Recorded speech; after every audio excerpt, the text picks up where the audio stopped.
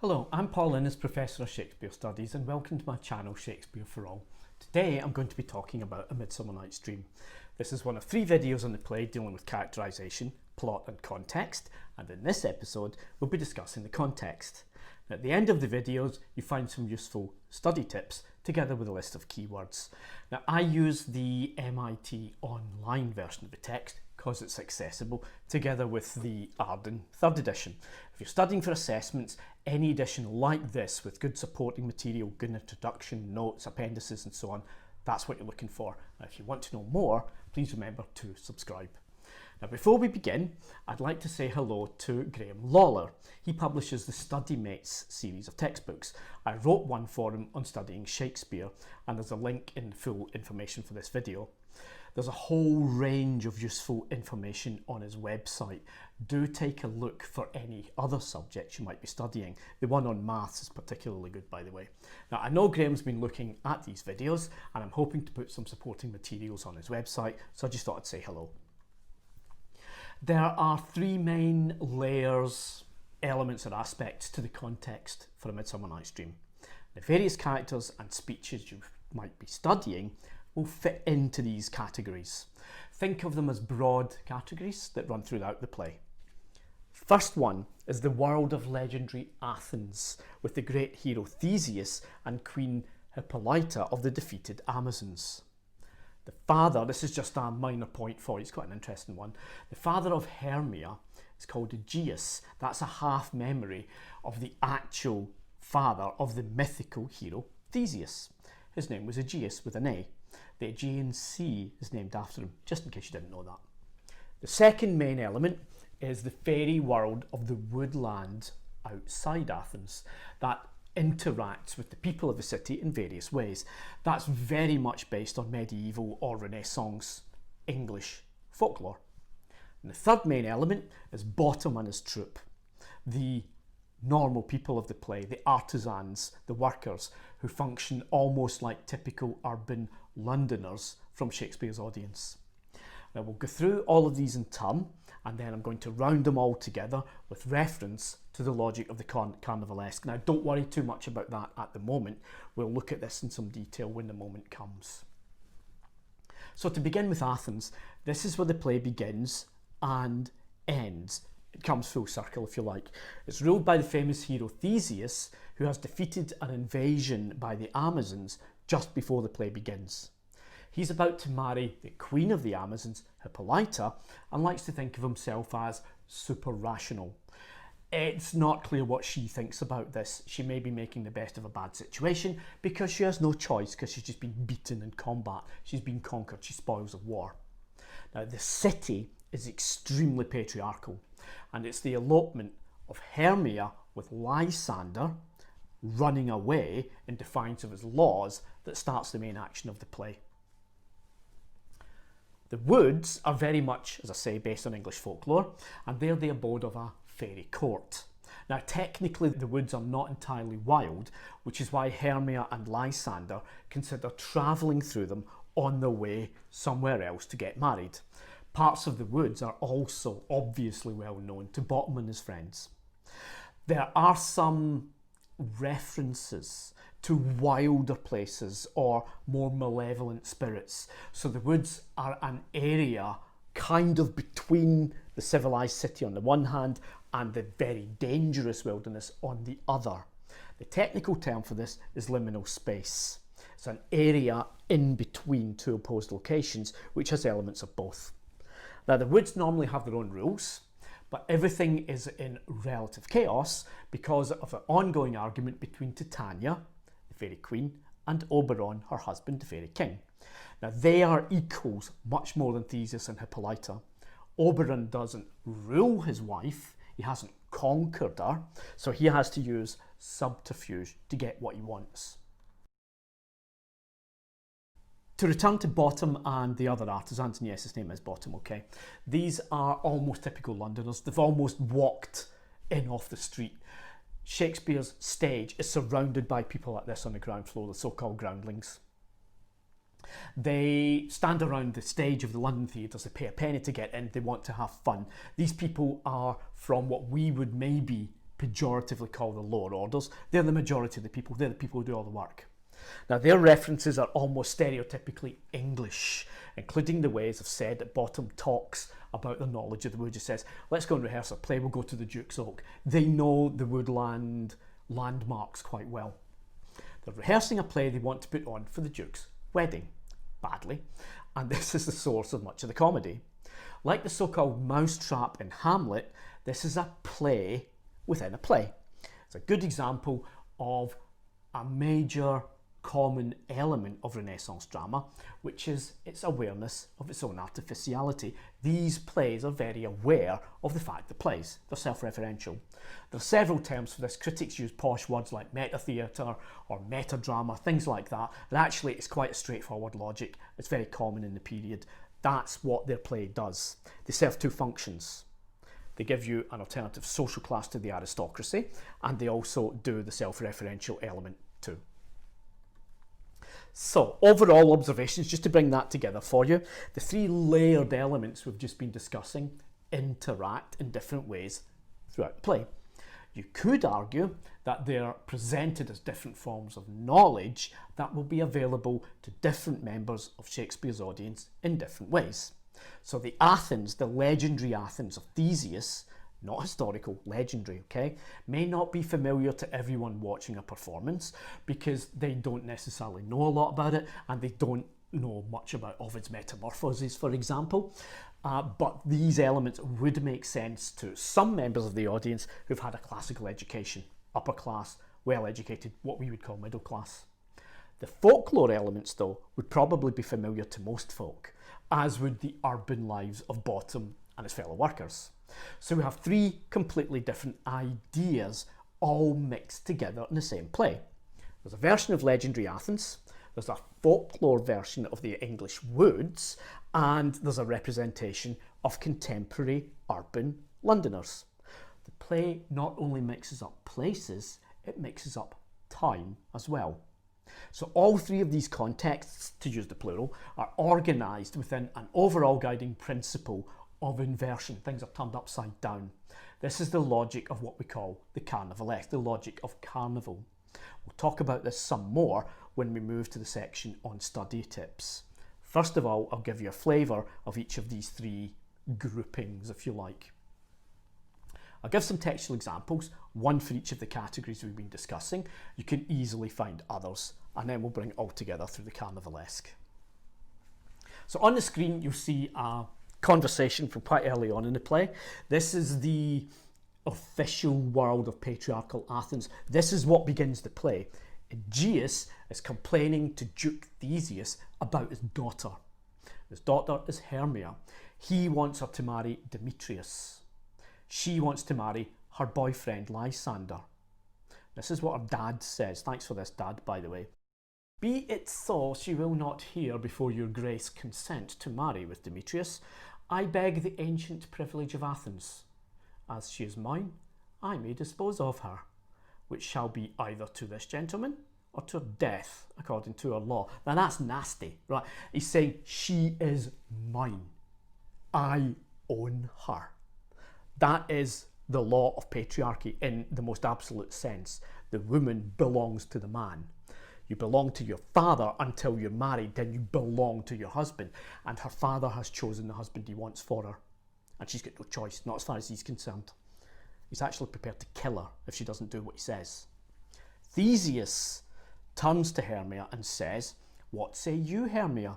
Be advised, fair maid, to you your father should be as a god." Now, I have no idea what Hippolyta's doing in the background at this point. She's just been conquered by this guy, and he's basically saying, the patriarch is the god. You will do what you're told because your father tells you to. Demetrius is a worthy gentleman, he says. Hermia's quite feisty, so's Lysander. In himself he is, says Theseus, but in this kind, wanting your father's voice, the other must be held the worthier. Must. You have no choice. I would my father looked but with my eyes, she says. Theseus, rather your eyes must with his judgment look. And there's a pun on judgment there. It means two things. Your sense of what's going on, your decision, but also the judgment of the law. Okay, so this is the bald reality of patriarchy. It's very unpleasant. That's what the play begins with. Now, a lot of people talk about Shakespeare's comedies and tragedies as dealing with the same things. It's just that the comedies don't end as badly. This is a really good example. This is quite unpleasant. This is nasty. This is the law of the father at its worst. The father is prepared to kill his own daughter if she doesn't marry the man she wants him to marry. So now we'll look at the woods. I've called them a liminal space. It comes from the Latin term limen, which means threshold or doorway. They're part way between civilization and complete wilderness. And some of these are quite famous lines, especially what Oberon says. This is from a conversation between Puck and Oberon, where they're talking about the dawn approaching, and there are nasty things abroad at this time of the night. Puck says, "Night's swift dragons cut the clouds full fast, and yonder shines Aurora's harbinger, at whose approach ghosts, wandering here and there, troop home to churchyards, damned spirits all, that in crossways and floods have burial, already to their wormy beds are gone." This is about decay. This is undeath, if you like. And Oberon says, "But we are spirits of another sort." So they're not as wild as it could be. So the woods are somewhere in between the absolute corruption of undeath, if you like, and the civilized world of Athens. "We are spirits of another sort." It's a very, very famous line. So now what we'll do is we'll turn to Bottom and his troupe. And this is about artisans and acting, and there's Londoners acting badly. This is Quince. This is when they are in the woods rehearsing their play. Quince is the kind of master of ceremonies. He's kind of the director of their terrible play. "Flute, you must take Thisbe on you." "What is Thisbe?" "A wandering knight." "It is the lady that Pyramus must love." "Nay, faith, let me not play a woman. I have a beard coming." "That's all one. You shall play it in a mask, and you may speak as small as you will." Bottom then butts in. He does that a lot. It's deliberate pun. "And I may hide my face. Let me play Thisbe too. I'll speak in a monstrous little voice. Thisbe, Thisbe." Yeah, I mean, you can really go for the caricature here. Monstrous little voice. He's always mixing his words up wrong. He means well, but he's comic. This is all about men acting the parts of women. That is a legal requirement on the Renaissance stage. Women are not allowed to act publicly on the stage in this period. There are references to women in other entertainment roles, singers, dancers, musicians, perhaps acrobats, but acting is all performed by men. So although this is quite funny, and although it's quite absurd, it's also making a serious point about the fact that men have to impersonate women on that stage. This is a play talking about acting. That's why it's a self-referential drama, and that, as well as a comedy and as well as a social class, that self-referential element is why Bottom and his friends are so important in the play. So what we're going to do is bring these three aspects together, these three layers, and we'll talk about the Carnivalesque. Carnival has a logic to it. It's an organised form of chaos, and the main principle that runs through it is inversion. Things are turned upside down. Logic is altered. Logic is turned into its opposite. Things become the opposite of what they're supposed to be. That's the logic of Carnival, and it runs through the entire play. So, social rank is inverted. Nobles act like fools. Lysander and Demetrius in particular in the woods. Titania, the queen of the fairies, is made to fall in love with an ass. Bottom gets an ass's head stuck in his head and she's made to fall in love with him. Her own husband drugs her. This is the logic of Carnival. There's a slightly unpleasant undertone here. Another thing that's inverted is gender hierarchy. Hermia and Helena, possibly Hippolyta too, seem much more sensible and grounded than the menfolk. The two young noblewomen, for example, are not drugged in the woods. The two men are. They can also fight for what they want. These women are quite powerful, even though the society that they live in wants them to be passive and do what dad says. The inversion of gendered assumptions that basically that men are active and women are passive. This play turns that upside down. The men become acted upon, they're drugged, the women are not, the women are active. It also reminds us of the importance of cross-dressing. We've just been talking about this with Thisbe being played by a man. All parts must be played by men in the period. This draws attention to artifice, okay? This is a play that's well aware of the fact it's a play, and it foregrounds that and it plays with it. All of this is just like a stage. Function of Bottom and the other artisans draws attention to acting, especially via poor improvisation. It's absolutely the logic of Carnival all the way through. Specific elements, misprision. Basically, we've already seen Bottom do this. He speaks the wrong words. What's going on inside his head is not what comes out the front of his face, right? He gets it wrong. It's funny. You can still see what he means, but it's comic. It's inverted. Language doesn't work properly anymore. He's a clown, basically. This is quite a common Shakespeare character type. There's another one who gets all his words wrong. The obvious one is Dogberry in Much Ado About Nothing. Another major element of the Carnivalesque is stock character types. It's full of them. Where do you think Punch and Judy comes from? That's The Taming of the Shrew, another carnival play by William Shakespeare. You have other types, the cuckolded husband, the foolish old man, maybe Aegeus in this play, shrewd servants like Puck. Right? This play is based on the logic of these kinds of characters. It's basically the English equivalent of the Italian Commedia dell'arte, which has many similar features because it's also derived from another version of European carnival culture.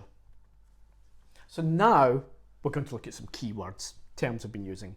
The Amazons, a mythical race of warrior women who specialised in archery, often depicted in tandem with the centaurs, half man, half horse, either as allies or enemies. Now, anthropologically speaking, it's probably based on the memory of an ancient encounter with the Scythians, the steppe nomads. These are the groups of people who are the progenitors of people like the Huns, the Mongols, and so on. A lot less patriarchal than the Athenians, a lot less unpleasant in that respect. The Scythians actually allowed women to fight as part of the forces on horseback, as archers. We know this from the graves of Scythian princesses in the Ukraine and Belarus. Okay? We know that at least at some point in their society, women were considered equal, at least at some level. Another term we've been using is a liminal space. It's a term derived from the Latin word limen for threshold. It denotes a zone between two other opposed places. In this play, the woods function as a liminal space. They're not civilised as such, they're not absolutely wild, they're in the middle and things crisscross across them and things happen in there. Other phrases we've been using, terms like meta-theatre, meta-drama, posh critical terms for what's actually a very common standard element of English Renaissance drama. The way the plays dramatise unawareness of their own artificiality. They're aware of their plays and they always talk about it. It's a self-referential form of theatre. Okay? Good examples of the play within the play. So overall, the Carnivalesque is a critical term for the world of the medieval or Renaissance carnival. The normal rules of order and society are cheerfully thrown into chaos for a short time. I'll just give you two very specific examples. One is the principle of inversion. This is a critical term for a major logic, central logic, organising principle of Carnivalesque. It seems odd to say that something chaotic is organised, but it is. It's organised along this principle of turning everything up on its head. Everything is turned upside down, that's why Bottom's called Bottom.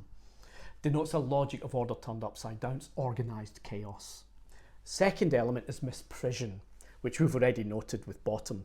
Mistakenly spoken words that mean the opposite of what is intended for comical effect. Bottom does that, and it has to be Bottom who does it. So I hope that helps with the contexts, plural, for the play. And good luck with your studies.